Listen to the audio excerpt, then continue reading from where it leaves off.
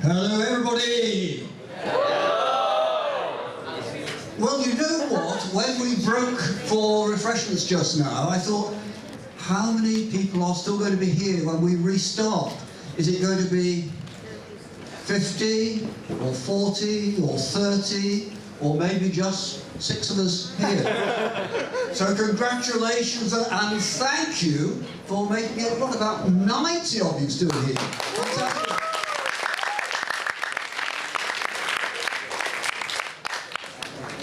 Well, I hope you've been inspired already by Dr. John Lau, yes?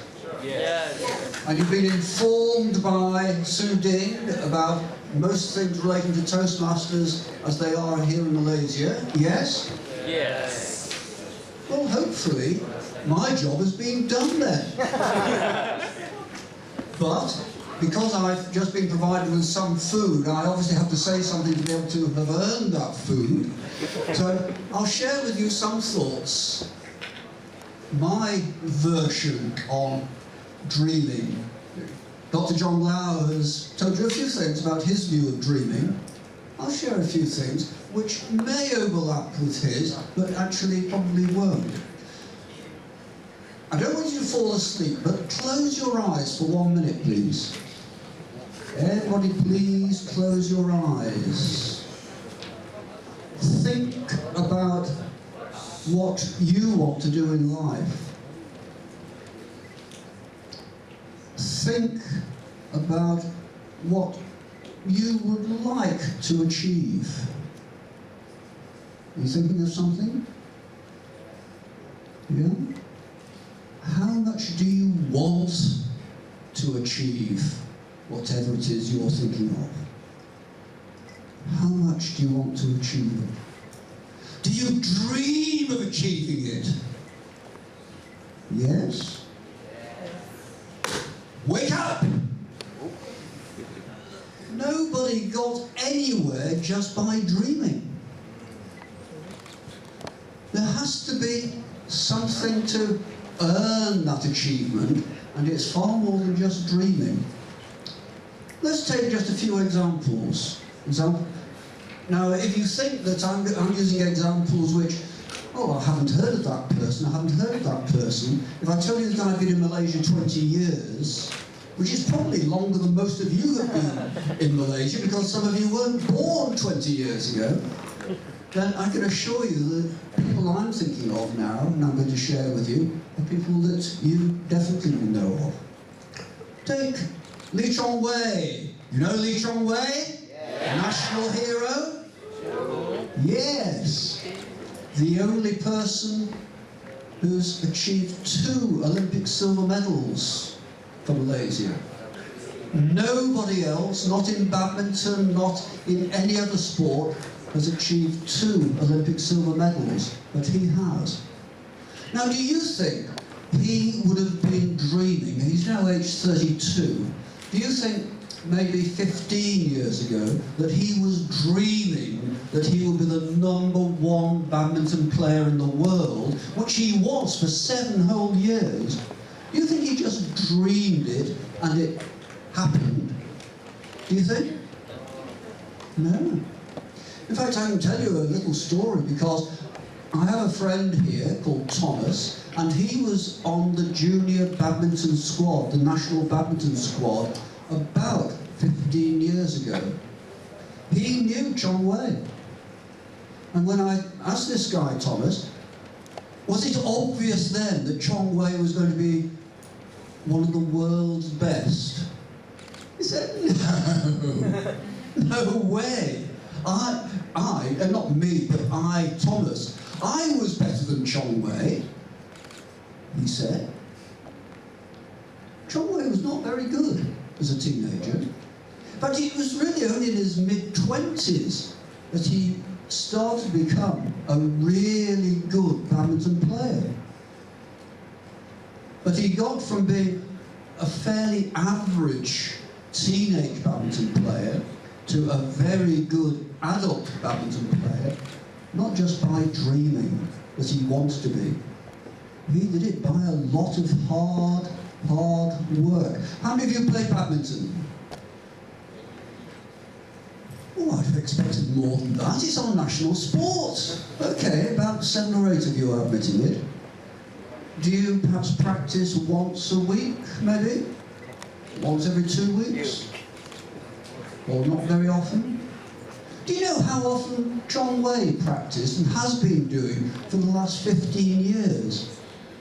At least 5 hours per day. Not just...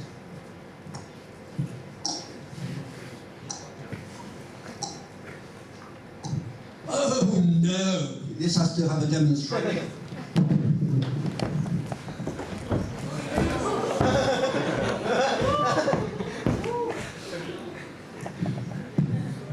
I couldn't keep that up for 5 hours, but he could. His sparring with his fellow badminton players at the National Academy, that would be like that for 5 hours, not just about 5 or 10 seconds. So that builds his fitness. And of course he has to have the skill level to go with it. And that is something that I certainly would never have, probably most of you would never have, but it has to be a combination of skill and fitness and hard work. Same for Nicole David. Nicole David, now if you asked someone that knew her when she was 12 years of age, is she going to make a successful squash player? The answer probably would be yes. Because even at the age of 12, she was a phenomenon. A phenomenon. She really was a genius on the squash court. She was winning not just national tournaments, but international tournaments at the age of 12. So she was always going to be a success. But again, like John Way, it didn't just come naturally. It didn't just, she didn't just say, yes, I will be world #1. She had to put the hard work in. Unfortunately, she did, and she's had the success that she's had over the last few years. Third example is a bit different. Away from the sporting arena, into business. Who would you say is the most famous, charismatic businessman in Malaysia? Any answers? Have I said that anyone can fly? Tony Fernandez, yes. But Tony Fernandez is regarded as a hugely successful businessman now. But he wasn't always that way, and certainly not in the airline industry. He started off in the music industry. And that's how he got to know Richard Branson. Not because of their airlines or their racing car teams, but because of music. He worked for Richard Branson over in the UK, in Virgin Records. So Tony Fernandez coming to the airline industry, as he did in the early 2000s, about 14 years ago now, was a gamble, a risk. Now let me ask you,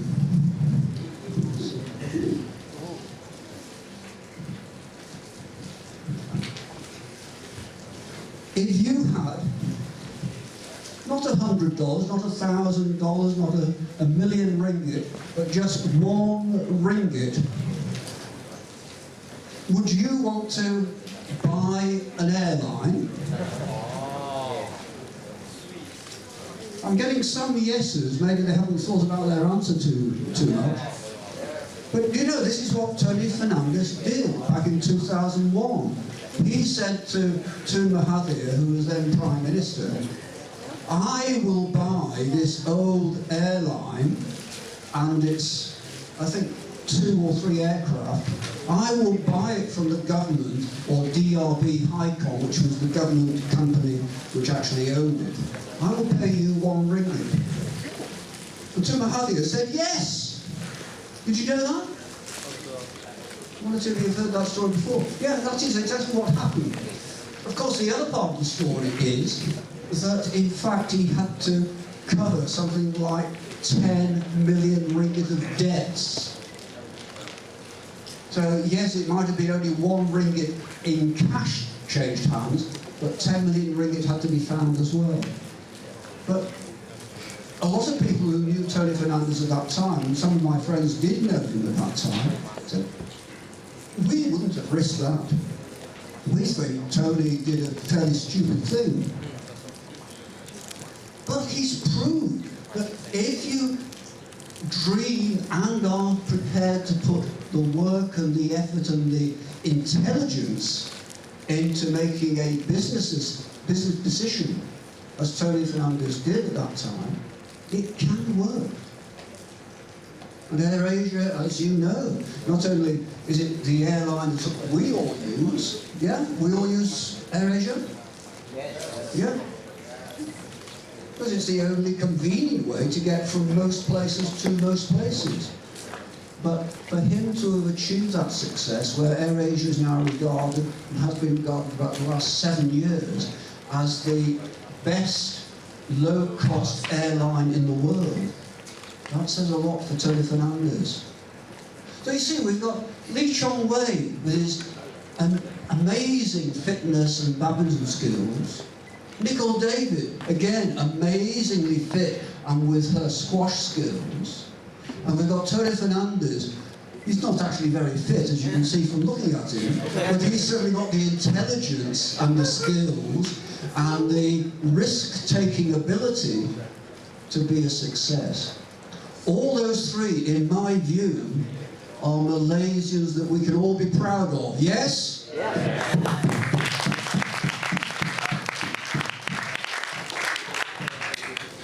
But in all those cases, it's required hard work. What is that? Who invented it? Sorry, say it again. Edison. I'm being told Thomas Edison, yes? Do you agree? Yeah, Thomas Edison came up with the light bulb that we all rely on. If not, if you were at university here in UM 100 years ago, you wouldn't have had nice bright lights up there. You'd have had gas lights, or you'd have had no lights at all. But this was the fairly simple looking result of a huge amount of hard work. Would you like to hazard a guess at how many times he tried to come up with this invention? I'm being told 1,000. Anyone with a guess more than 1,000? 9999, I'm being told. Anyone higher than that? In fact, I mean, if my research is accurate enough, 999 is almost the right answer, but 999 was actually the number of times he tried to create the light bulb and did not succeed. The 10,000th time, the very next attempt succeeded. So do you think he thought that he had failed 9,999 times? Did he think that he'd failed? No. His great answer, I mean, they didn't have TV in those days, so it wasn't an interview on TV, and it wasn't on YouTube, because YouTube didn't exist either. But he is quoted as saying, I simply found 9,999 ways that did not work. Isn't that amazing that someone has the tenacity, the commitment, the sheer willpower to try something 9,999 times without it working? I mean, he deserves success. And we all remember Thomas Edison's name now because he's succeeded. But do we remember the name John Smith? John Smith was someone who also tried to invent the light bulb at the same time as Edison. He tried about 25 times. Gave up. Said, no. It will never work. I'll go on to try to invent something else. I don't have the commitment, I don't have the time to try and try and try again. Do we remember John Smith? No. He did not make the effort. But we do remember Thomas Edison, and we always will. So, you see, success can happen to all of us. Whatever we want to do, whatever we want to achieve in our lives, in our career, in our personal lives, in our sporting or social interests, we can succeed, but we have to be prepared to work at it. There's a very famous sporting coach. He's not Malaysian, he's actually from the USA, and he was a coach in a sport that we don't actually watch very much in Malaysia. It's never on Astro, it's never on RTM. It's called American football, NFL as they call it, National Football League. His name was Vince Lombardi. Many of you heard the name Vince Lombardi? No, I'm not surprised, because as I say, we're not interested in NFL here, we're interested in EPL. We're interested in one or two other sports, but not NFL. But Vince Lombardi said, and please note these words very carefully, there is only one place where you will find success before work. Like to hazard a guess as to where that one place is? The dictionary. Yes! Who said the dictionary? Well done. Either you're a very clever guy in working that out, or you'd read it before. Anyway, congratulations. Yeah, he said you will only ever find success, which begins with the letter S, before work, which begins with the letter W, and that is in the dictionary. Other than that, whatever you do, whatever I do, if we're going to be successful at it, we have to be prepared to put work into it. So are you prepared? Whatever your target in life is, whatever your ambition in life is, are you prepared to put in the work so that you can later get the success? Do I hear a yes? Yes! Ooh, that's a lot of yeses. You say we've got 130 here? I think I heard 130 yeses. Great, well done. Let's move this round to the topic which John Lau and Sue Ding have covered to a certain extent, subject of communication. Let's face it, it's why most of us are here today. Not really here to find out about this strange American coach of NFL called Vince Lombardi. Not really here to find out about Chong Wei or Nicole David or Tony Fernandez. You are probably here because you want to know how you can learn how to communicate more effectively and why you should want to learn to communicate more effectively. So let's take a few names. Names which are from all parts of the world, which you will probably have heard of, but you may or may not know their individual stories. I have a dream. Martin Luther King. I have a dream that one day my 4 young children will be judged not by the colour of their skin, but by the content of their mind. And Martin Luther King was saying that 53 years ago in the USA, at a time when, sorry, I mean, yes, I happen to have a different colour of skin than most of you, and I'm ashamed of it at times, because Martin Luther King had a black skin, and people who looked like him in the USA were second class, at best, or even third-class citizens. Martin Luther King, who was a very intelligent guy, he could not be accepted for his mind, or for his intelligence, or for his skills, or for his ambition. He was merely told, you have a black skin, you don't belong. He was born there, but he was told, you do not belong. But because he became a very effective communicator, a very, very good public speaker, he got his message across that it was totally wrong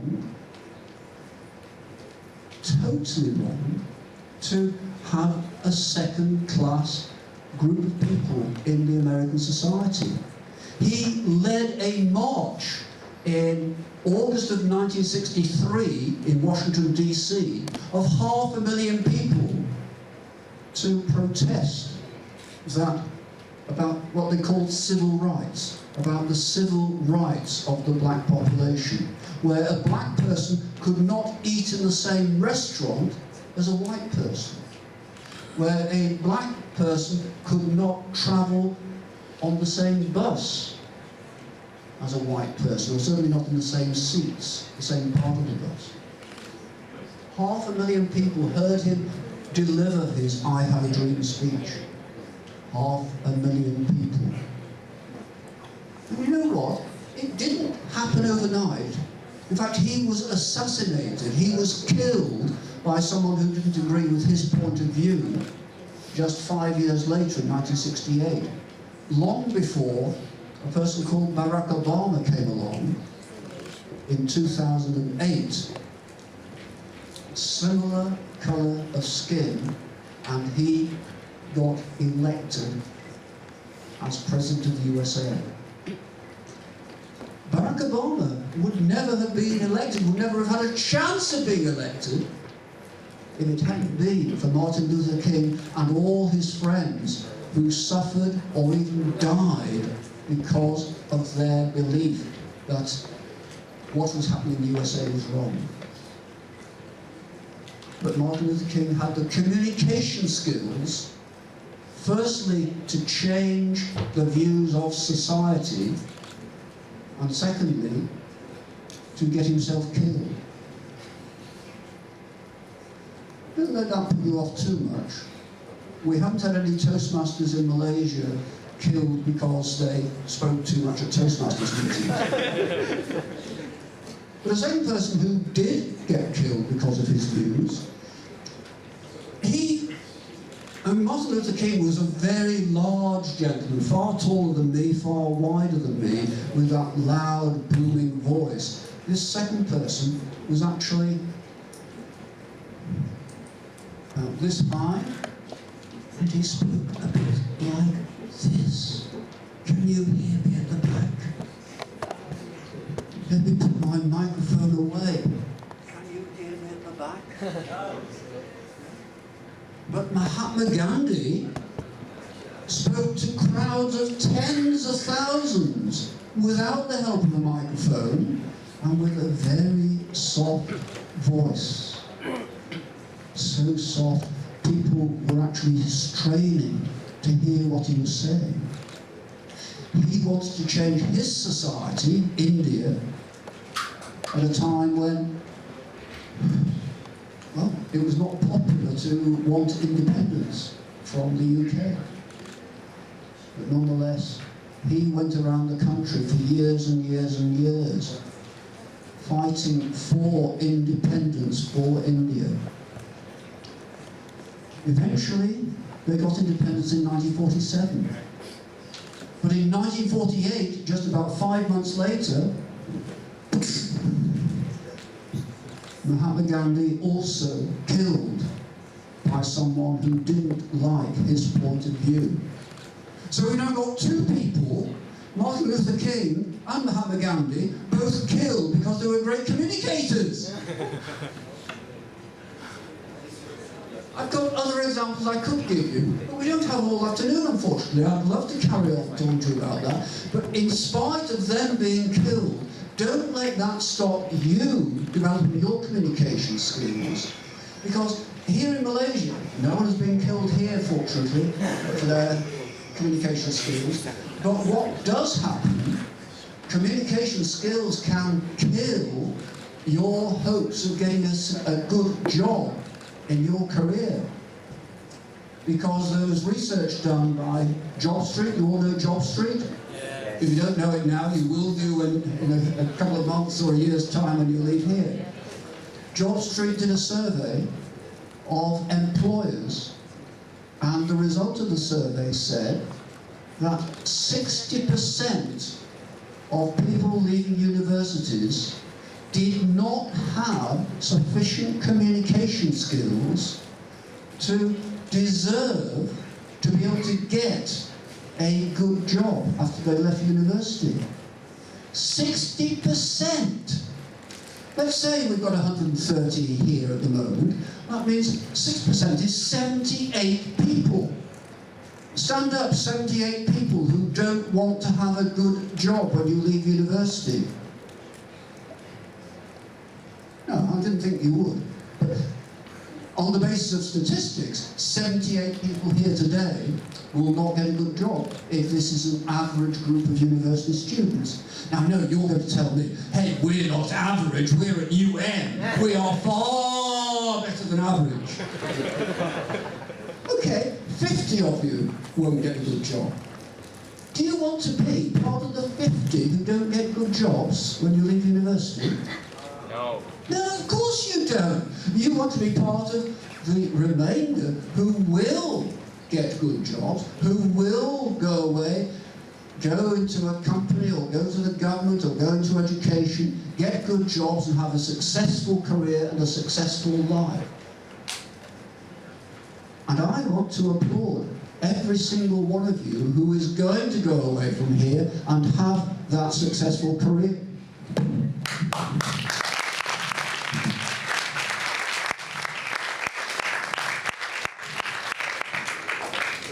So that, my friends, is my challenge to you today. Do not, definitely do not, allow yourself to be such a good communicator as Martin Luther King and Mahatma Gandhi and get yourself killed. But do be a sufficiently good communicator when you leave this place that you will get a good job. That is my challenge to you. Are you willing to take up that challenge? Yes. Now that didn't sound like 130 of you saying yes. So let's ask again. Are you willing to take on that challenge to become good communicators and have a successful career? Yes! Oh, yes! Back to you. That's it.